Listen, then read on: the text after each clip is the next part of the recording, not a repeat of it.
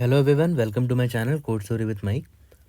तो आज हम अपने लीड कोड इजी के प्लेलिस्ट का वीडियो नंबर 27 करने जा रहे हैं। इजी है बट बहुत ही अच्छा प्रैक्टिस प्रॉब्लम है ये। इसको हम 4 अप्रोचेस से बनाएंगे आज, ठीक है। बहुत चीज़ें आपको सीखने को मिलेगी और कल वाले क्वेश्चन से काफ़ी हद तक सिमिलर है। Leet code number 349 easy marked है। माइक्रोसॉफ्ट और अमेजन ने पूछा इस क्वेश्चन को। आपको 2 नंबर अरे दे रखा होगा, nums1 nums2। रिटर्न एन अरे ऑफ देयर इंटरसेक्शन। इंटरसेक्शन मतलब इन दोनों में जो कॉमन होगा उसको रिटर्न करना है, लेकिन रिजल्ट आप भेजोगे उसमें सारे एलिमेंट्स यूनिक रखने हैं आपको, ठीक है। और रिजल्ट को किसी भी ऑर्डर में भेज सकते हो। जैसे देखो यहाँ पर nums1 और nums2 में दोनों में कॉमन एलिमेंट्स कौन कौन से हैं। एक 2 यहाँ पर है और सेम यहाँ पर भी 2 है, तो एक एलिमेंट कॉमन आ गया। यहाँ पर भी एक 2 है, यहाँ पर भी एक 2 है, एक और एलिमेंट कॉमन आ गया। तो ये इंटरसेक्शन हो गया इन दोनों का, लेकिन हमें यूनिक एलिमेंट्स रिटर्न करने हैं, इसीलिए हम एक ही 2 भेजेंगे। तो हमारा आंसर ये है, ठीक है। तो काफ़ी सिंपल अप्रोच है और देखा है तो हमारे मन में ऑलरेडी अप्रोचेज आने लग गए होंगे ऑलरेडी, ठीक है। तो सबसे पहला अप्रोच देखते हैं, जो सबसे सिंपलेस्ट अप्रोच है हमारा nums1 क्या था, 1 2 2 1। और nums2 क्या था, 2,2 था ना, ठीक है। तो अब देखो सबसे सिंपलेस्ट अप्रोच क्या हो सकता है, आप खुद सोचो। आप सबसे पहले क्या करोगे कि ये जो एलिमेंट 2 है आप सर्च करोगे कि यहाँ पर है कि नहीं वो, राइट। अगर है तो आपने आंसर में 2 डाल दिया, ठीक है। फिर आपने देखा अब यहाँ पर आई पहले यहाँ था, अब आई यहाँ पर आ गया। आपने देखा ये 2 प्रेजेंट है क्या यहाँ पर, हाँ 2 प्रेजेंट है, तो आपने 2 यहाँ पर डाल दिया।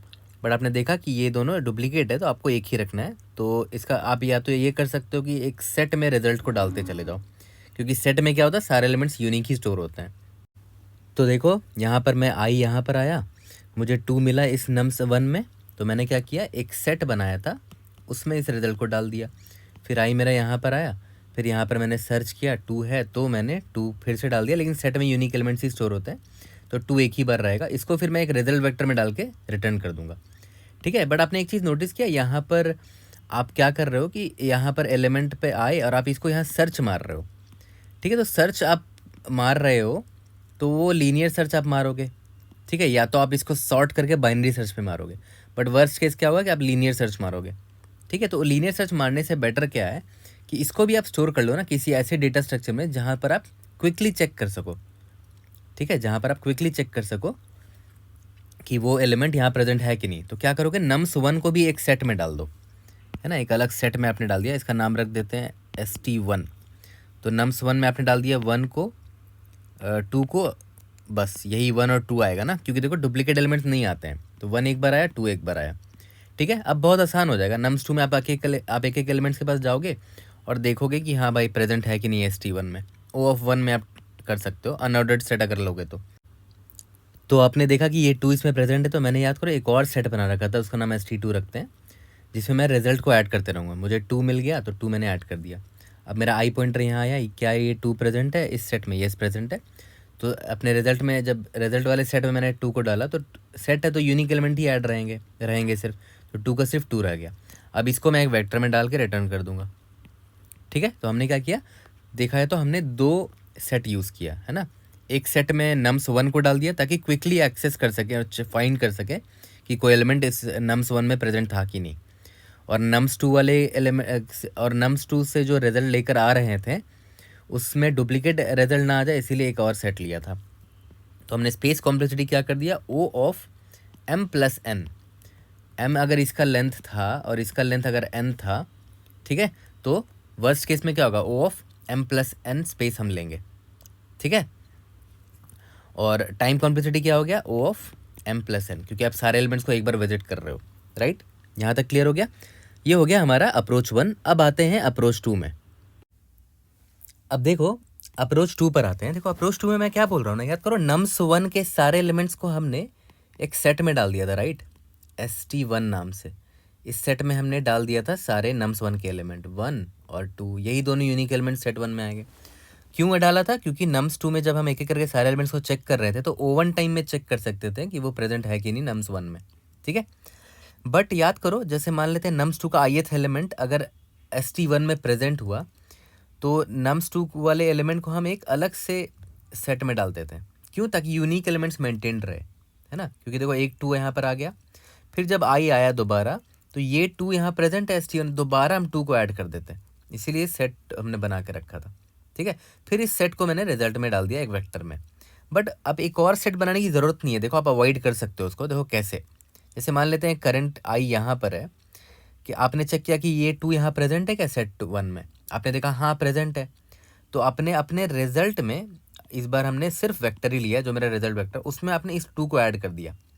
ठीक है, अब आप ऑब्वियस है फ्यूचर में चाहोगे ना कि दोबारा अगर 2 आया तो आपको ऐड नहीं करना है, तो आप क्या करोगे, इस सेट 1 से इस 2 को हटा दो, ताकि फ्यूचर में कभी मैच हो ही ना, कभी ये मिले ही ना मुझे। क्योंकि देखो अब ये आई मेरा जब आगे बढ़ेगा यहाँ पर, तो मैं देखूंगा अच्छा ये 2 है, क्या ये 2 इस सेट 1 में प्रेजेंट है, नहीं प्रेजेंट है तो ऐड ही नहीं करूँगा। ठीक है, तो यहाँ पर मेरा आंसर आ गया, रिजल्ट में डायरेक्ट आंसर आ गया, हमें एक और सेट की ज़रूरत नहीं पड़ी, है ना।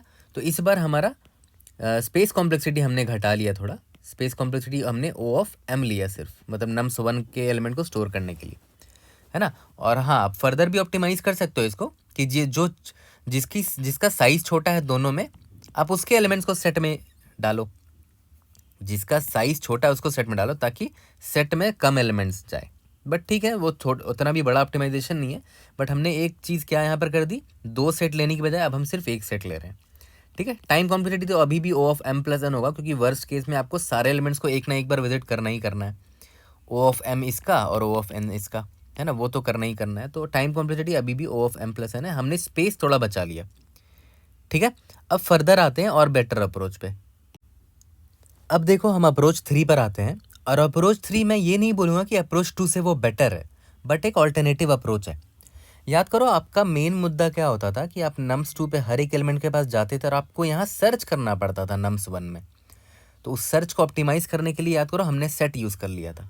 ठीक है, अब मैं बोल रहा हूँ कि ऐसा भी तो कर सकते हो कि आप इसको सर्च को और बेटर कैसे बना सकते हो, बाइनरी सर्च लगा के। बाइनरी सर्च के लिए आप इसको क्या कर सकते हो, सॉर्ट कर सकते हो। ठीक है, तो अब इसको सॉर्ट कर दो तो क्या हो जाएगा, 1 1 2 2। अब आप कुछ मत करो, अब आप यहाँ पर आओ, इधर आए, आपको देखना है कि 2 प्रेजेंट है क्या नम्स 1 में, तो आप बाइनरी सर्च मारना। आप क्यों, क्योंकि भाई ये सॉर्टेड है, अब आप बाइनरी सर्च मारना, तो बाइनरी सर्च की वजह से क्या होगा, लॉग ऑफ एम में आप ढूंढ पाओगे। ठीक है, और फिर 2 जैसे आपको मिल गया तो आपने एक सेट बना लिया, मान लेते हैं उस सेट में आपने इस 2 को ऐड कर दिया। ठीक है, अब आया आप नेक्स्ट पॉइंटर पे आई पर, आपने देखा कि ये 2 प्रेजेंट है क्या, ये 2 प्रेजेंट है यहाँ पर, बाइनरी सर्च हमने सर्च किया तो 2 मिल गया, बट हमने यहाँ सेट ले रखा है तो 2 दोबारा ऐड नहीं होगा। अब इस सेट को हम वेक्टर में डाल देंगे, रिजल्ट नाम के वेक्टर में, और 2 इसको रिटर्न कर देंगे। ठीक है, यहाँ तक क्लियर हो गया। अब देखो, अब मैं फिर से वो चीज़ दोहरा रहा हूँ, जैसे आपने नोटिस किया अभी आपने बाइनरी सर्च इस पर लगाया, इस बड़े वाले अरे पे, मतलब आपने इस बड़े वाले अरे को सॉर्ट किया। तो आप एक और ऑप्टिमाइजेशन ये कर सकते हो, चेक कर लेना स्टार्टिंग में ही कि कौन बड़ा है दोनों में से, नम्स 1 बड़ा है या नम्स 2 बड़ा है, तो जो छोटा है उसको सॉर्ट करो, है ना, जो छोटा है उसको सॉर्ट करो, एन लॉग एन लगेगा, n is smaller than m यहाँ पर, है ना। तो और सर्चिंग उसमें जल्दी हो जाएगा क्योंकि वो छोटा साइज का अरे है, तो ये एक स्लाइट ऑप्टिमाइजेशन है, ये आप कर सकते हो। ठीक है, not a big deal, but main चीज़ मुझे आपको क्या बताना था कि आप इसको सॉर्ट करके यहाँ बाइनरी सर्च भी लगा सकते हो। ठीक है, यहाँ तक क्लियर हो गया। तो ध्यान दो इसका टाइम कॉम्प्लेक्सिटी क्या होगा, आप नम्स 2 के हर एक एलिमेंट्स पर जा रहे हो n, ठीक है, और नम्स 1 पे बाइनरी सर्च मार रहे हो n into log of m। ठीक है, तो ये इसका टाइम कॉम्प्लेक्सिटी हो गया, लेकिन याद करो स्टार्टिंग में आपने इसको सॉर्ट भी किया था, तो क्या लग जाएगा, m log m, है ना। ये ओवरऑल टाइम कॉम्प्लेक्सिटी हो जाएगा, दोनों में से जो बड़ा टर्म होगा वही रह जाएगा, सिग्निफिकेंट वही होगा। स्पेस कॉम्प्लेक्सिटी क्या हो जाएगा, आपने सिर्फ एक सेट लिया इस बार, है ना, तो ओ ऑफ एन बोल सकते हो, क्यों, क्योंकि रिजल्ट को आपको ऐड करना था। ठीक है, तो ये हमारा हो गया थर्ड अप्रोच। अब एक अप्रोच और है जो मैं आपको दिखाना चाहता हूँ, चलो उस पर आते हैं। अब देखो अप्रोच 4 में मैं आपको क्या बताना चाह रहा हूँ, देखो आपको अल्टीमेटली क्या करना है, आपको वो एलिमेंट्स ढूंढने हैं जो बराबर हो दोनों में, है ना, इक्वल एलिमेंट्स ढूंढने हैं, फिर उसमें से यूनिक वालों को चुन के अपने रिजल्ट में डालना है। ठीक है, तो क्यों ना आप इसको सॉर्ट कर दो दोनों को, अगर आप दोनों को सॉर्ट कर दोगे तो देखो फ़ायदा क्या होगा, 1 1 2 2, ये पहला नम्स 1 है मेरा, और नम्स 2 को भी मैंने सॉर्ट कर दिया, तो 2 2 हो गया। ठीक है, अब देखो ध्यान देना, यहाँ पर आप ऐसे भी तो कर सकते हो, देखो एक तरीका तो हो गया कि बाइनरी सर्च लगा सकते हो, जो कि मैंने आपको अप्रोच 3 में ही बता दिया कि आपने एक इसको चुना और इसमें बाइनरी सर्च मार दिया, ठीक है। क्यों? क्योंकि आपने सॉर्ट कर दिया था उसको। बट दोनों को सॉर्ट करने से एक और फ़ायदा ये भी है ना कि आप 2 पॉइंटर यूज़ कर सकते हो। आई यहाँ पर है, जे यहाँ पर है। अब एक चीज़ ध्यान देना, एकदम कल वाला जो क्वेश्चन है ना उसी की तरह है ये भी। कल जो था कॉमन वैल्यू वाला क्वेश्चन था, एकदम वही चीज़ मैं कर रहा हूँ। क्या आईएथ पॉइंटर वाला वैल्यू और जेथ पॉइंटर वाला इक्वल है? नहीं, इक्वल नहीं है। तो आप बढ़ाओगे किसको? देखो, अगर आप जे को बढ़ा दोगे तो ऑब्वियस है फ़ायदा नहीं होगा, क्योंकि हो सकता है आगे एलिमेंट्स बड़े हों, क्योंकि ये 2 है ना, के बाद 2 आ सकता है, या तो 3 आ सकता है, या तो 4 आ सकता है, या तो 5 आ सकता है। तो 1 तो एनीवेज मैच नहीं कर सकता अब, है ना, क्योंकि ये तो सॉर्टेड है। तो 2 के बाद बड़े ही एलिमेंट आएंगे, या तो इक्वल एलिमेंट आएगा। तो 1 तो बिल्कुल मैच नहीं कर सकता। तो हमें 2 को रखना चाहिए और 1 आई पॉइंटर को आगे बढ़ाना चाहिए। तो आई को मैं यहाँ आगे बढ़ाऊंगा, क्योंकि उम्मीद है कि 2 हो सकता है मैच हो जाए यहाँ पर कहीं पर, है ना। तो देखते हैं आईएथ एलिमेंट और जेथ एलिमेंट अभी इक्वल है? नहीं, अभी भी इक्वल नहीं है। तो छोटा कौन है? आईएथ वाला वैल्यू, ये 1 छोटा है, ठीक है। तो मैं आई को बढ़ाऊंगा, क्योंकि हो सकता है जे मैच हो जाए आगे जाके किसी से, ठीक है। अब देखो आईएथ और जे पॉइंट इक्वल हो गया, ठीक है। अब अगर दोनों इक्वल हो गया तो हमने रिजल्ट वाले सेट में एक सेट ले लिया, उसमें 2 को डाल दिया, ठीक है। अब देखो ध्यान देना, सिंस ये दोनों अरे सॉर्टेड है, अब मान के चलते हैं ऐसा कर लो, इसको एग्जाम्पल को बड़ा कर लो, ये 8 है और यहाँ पर 8 मान लो, ठीक है। अभी देखो ध्यान देना, नम्स आई और नम्स जे इक्वल मिल गया, आपने आंसर में 2 डाल भी दिया, बढ़िया। अब एक आप खुद सोचो, ये सॉर्टेड अरे है तो डुप्लीकेट एलिमेंट एकदम आजू बाजू होंगे, राइट। तो स्किप कर लो ना उसको। यहाँ पर देखो nums 1 of i is equal to nums of 1 of i plus 1 है क्या? हाँ है, तो आई को आगे बढ़ा दो, ठीक है। सिमिलरली नम्स 2 में भी जे को आगे बढ़ा दो, क्योंकि जे और जे प्लस 1 दोनों इक्वल है ना। तो डुप्लीकेट एलिमेंट्स आपको थोड़ी डालने हैं, तो आपने जे को यहाँ डाल दिया, ठीक है। तो इससे फ़ायदा क्या होगा? आपको सेट यूज़ करने की ज़रूरत नहीं पड़ेगी अब आप, क्योंकि आप डुप्लीकेट एलिमेंट तो 2 पॉइंटर से ही रिजेक्ट मार दे रहे हो, है ना, क्योंकि ये सॉर्टेड है। डुप्लीकेट एलिमेंट जैसे आपको दिखा, मान लेते आप यहाँ पर थे, आप यहाँ पर थे, आपको डुप्लीकेट एलिमेंट दिखा, नेक्स्ट वाला आपने स्किप मार के आप आगे बढ़ गए, ठीक है। तो अब आई यहाँ पर आ चुका, जे यहाँ चुका, और हमारे याद करो रिजल्ट में हमने 2 ऐड कर दिया था जब पहली बार ये आई और ये जे मैच हुआ था, है ना। तो मैंने देखा कि आई प्लस 1th वाला वैल्यू और आईथ वैल्यू दोनों इक्वल है, तो आई को आगे बढ़ाया मैंने। जे प्लस 1th वाला वैल्यू और जे वैल्यू दोनों इक्वल है, तो जे को भी मैंने आगे बढ़ा दिया। अब फिर से देखते हैं, क्या आई प्लस 1th वैल्यू यानी कि ये आई के बराबर है? नहीं, बराबर तो नहीं है, कोई बात नहीं, ठीक है। तो इसका मतलब क्या हुआ कि यहाँ तक मेरा पूरा 2 था, है ना। तो अब कोई बात नहीं, अब नेक्स्ट एलिमेंट पर आएंगे तो आई आगे आ जाएगा। सिमिलरली जे और जे प्लस 1th वैल्यू इक्वल है? नहीं, इक्वल नहीं है। इसका मतलब क्या हुआ कि यहाँ तक वैल्यू 2 था, डुप्लीकेट एलिमेंट्स थे, अब जे यहाँ पर आगे आ जाएगा, ठीक है। अब देखते हैं क्या आई और जे एलिमेंट इक्वल है? यस, इक्वल है। तो हमने क्या किया, 8 को यहाँ पर डाल दिया। अब आई को आगे बढ़ाएंगे, आई आगे बढ़ गया, जे आगे बढ़ गया, ठीक है। आउट ऑफ बाउंड हो गया, हमारा आंसर यहीं पर आ गया, ठीक है। एग्जैक्टली कल वाला जो प्रॉब्लम था उसी का कोड है ना, एज इट इज़ उसको भी आप चिपका सकते हो। हमने बस कुछ नहीं किया, दोनों को सॉर्ट करके डुप्लीकेट एलिमेंट्स, है ना, जो यूनिक एलिमेंट्स डुप्लीकेट एलिमेंट्स है वो हमने यहाँ पर अपने रिजल्ट में डाल दिया, ठीक है। काफ़ी सिंपल है। तो इसका टाइम कॉम्प्लेक्सिटी खुद सोचो क्या होगा। तो वो सारे एलिमेंट्स में एक ना एक बार तो विजिट करना ही है, तो O of M plus N लगेगा, प्लस आपने दोनों को सॉर्ट किया है, तो O of M log M plus O of N log N, ठीक है। और स्पेस कॉम्प्लेक्सिटी क्या हुआ, आपने एक्स्ट्रा स्पेस कुछ नहीं लिया, ये तो रिजल्ट के लिए आपने लिया है, वो तो लेना ही लेना, उसको मैं एक्सक्लूड कर रहा हूँ। एक्स्ट्रा स्पेस आपने कुछ नहीं लिया, तो ओ ऑफ 1 मैं बोल रहा हूँ स्पेस कॉम्प्लेक्सिटी, ठीक है। यहाँ तक क्लियर हो गया। तो चलो चारों अप्रोचेस को जल्दी जल्दी कोड करते हैं। सिंपल था, बट ऐसे छोटे छोटे इंप्रूवमेंट्स करके देखो मल्टीपल अप्रोचेस निकाल के लेके आ गए हम लोग, है ना। ये ज़रूरी होता है प्रैक्टिस के लिए। तो प्रैक्टिस प्रॉब्लम्स के लिए ऐसे प्रॉब्लम्स बहुत अच्छे होते हैं, भले ईजी हैं, इग्नोर मत किया करो ऐसे क्वेश्चन को, आपकी प्रैक्टिस के लिए अच्छा है। जितना प्रैक्टिस करोगे उतना हाथ बैठेगा, उतना कॉन्फिडेंस आएगा। जल्दी से कोड करते हैं और फिनिश करते हैं। तो चलो सबसे पहले अप्रोच 1 को जल्दी से फिनिश करते हैं। मैंने आपको क्या बोला कि नम्स 1 के सारे एलिमेंट्स को हम एक सेट में डाल देंगे, अनऑर्डर्ड सेट में, ताकि मैं उसको जल्द से जल्द O1 टाइम में सर्च कर सकूँ। ST1 इसका नाम दे देते हैं। और कल ही मैंने आपको सिखाया था कि एक ही बार में सारे एलिमेंट्स को डालना, तो आप ऐसे भी डाल सकते हो, फॉर लूप लिखने की ज़रूरत नहीं है। बिगिन नम्स 1 से लेकर एंड ऑफ नम्स 1 के सारे एलिमेंट्स इस सेट में चले जाएंगे, ठीक है। और मैंने एक और सेट बनाया था, क्यों? क्योंकि उसमें मैं यूनिक रिजल्ट स्टोर करना चाहता था, ठीक है। For int and num in nums 2, मतलब नम्स 2 के अब मैं सारे एलिमेंट्स में जाऊंगा और देखूंगा कि वो नम प्रेजेंट है कि नहीं मेरे ST1 में, ठीक है।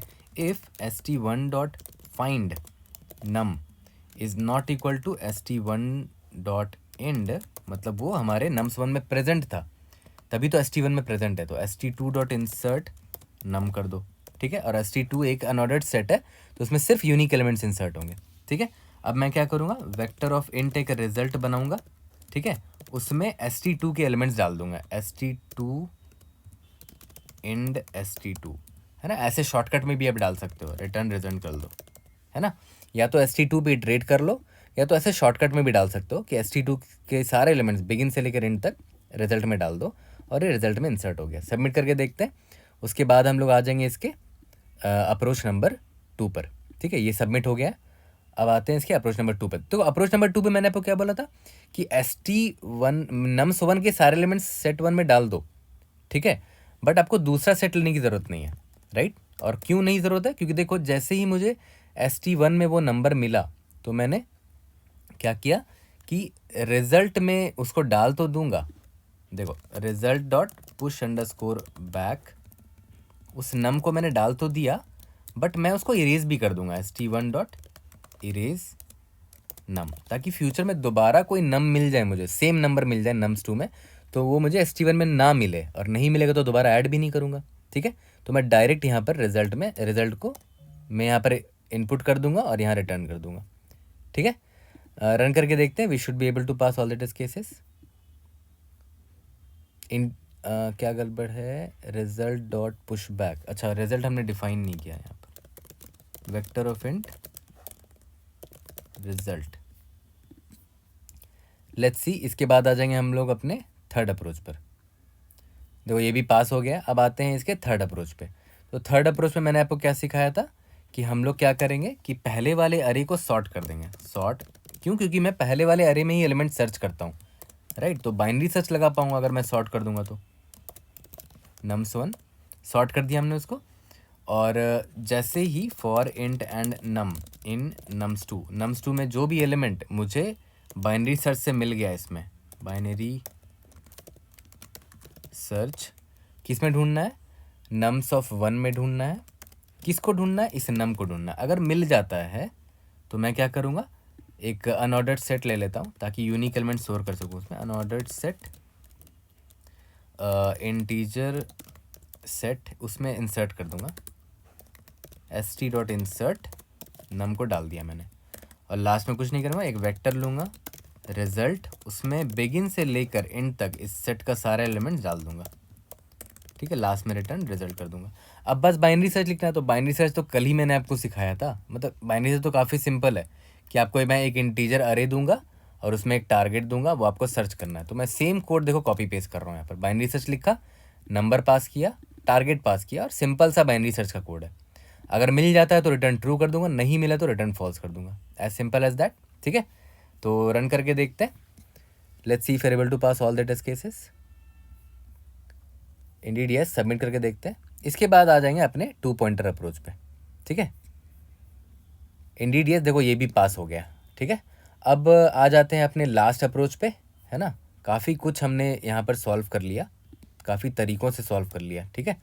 तो हमने क्या किया था, लास्ट अप्रोच में दोनों को सॉर्ट कर दिया था, है ना। नम्स 2 को भी सॉर्ट कर दो और नम्स 1 को भी सॉर्ट कर दो। उसके बाद कुछ नहीं, सिंपल सा आप एक पॉइंटर ले लो, int I is equal to 0, int J is equal to 0। I किसको पॉइंट करेगा, नम्स 1 को, जे किसको पॉइंट करेगा, नम्स 2 को, ठीक है।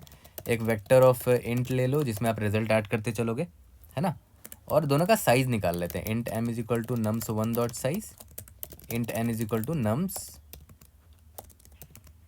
2 डॉट साइज, ठीक है। अब वही कल वाला code, i less than m, n and j less than n, ठीक है। अब देखो ध्यान देना, अगर इफ नम्स 1 का ith एलिमेंट बराबर आ गया नम्स 2 का jth एलिमेंट के, इसका मतलब कि हमें रिजल्ट में ऐड तो करना है उसको, ठीक है। Result dot push underscore back nums 1 of I को डाल दो या तो नम्स 2 ऑफ जे को डाल दो, दोनों एलिमेंट इक्वल है। तो डाल तो दिया, इसके बाद आई प्लस प्लस और जे प्लस प्लस तो करोगे, बट डुप्लीकेट एलिमेंट दोबारा ना आ जाए, उसको हम अवॉइड कैसे करेंगे, मैंने बताया था कि आई को आगे बढ़ाते चलेंगे जब तक डुप्लीकेट एलिमेंट मिलता चला जाए। मतलब नम्स 1 ऑफ आई अगर बराबर आ गया nums of 1 of i plus 1 के, तो हम आई प्लस प्लस यहाँ करते रहेंगे।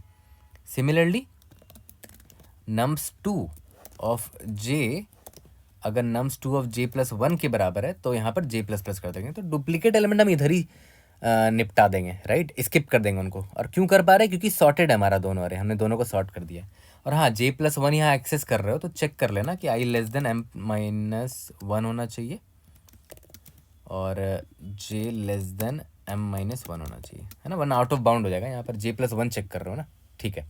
और अगर दोनों इक्वल नहीं हुए तो ये चेक कर लो कौन छोटा है। Else if nums one of I अगर छोटा निकल गया nums of two of J से, तो अब वैसे आई प्लस प्लस करेंगे। और क्यों करेंगे वो भी मैंने आपको समझा दिया था, अगर नम्स टू ऑफ जे छोटा हुआ तो जे प्लस प्लस करेंगे, है ना। और लास्ट में कुछ नहीं, रिजल्ट कर देंगे यहाँ पर रिटर्न, ठीक है। और यहाँ पर देखो एक सिली मिस्टेक क्या कर दिया, J less than N minus one करना था, ठीक है। यहाँ पर भी मैंने एम लिख दिया था, यहाँ एन मैंने किया।